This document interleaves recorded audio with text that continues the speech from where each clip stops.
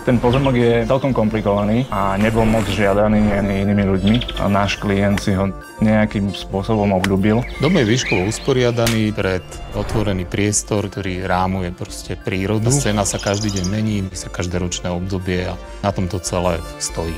Vertikálnym pojitkom je ľahké oceľové schodisko. Je to taká pavučina, ktorá je hore zakončená vyhliadkou na Devín. Svahovitú záhradu vyriešil Eugen Gulden tak, že použil terasové stupne. Na spodu je záhrada zakončená saunovacím domčekom. My zvyčajne drevodomy nekreslíme, takže to bol taký akože menší challenge. Je tady několik jako zamilování hodných rozhodnutí. Například pracovní prostor, který vlastně kouká na prostor obytný, okno za pracovní deskou nebo lehkost koupelny. Jsou tady takové jako body, které by si člověk přál užívat jako každý den.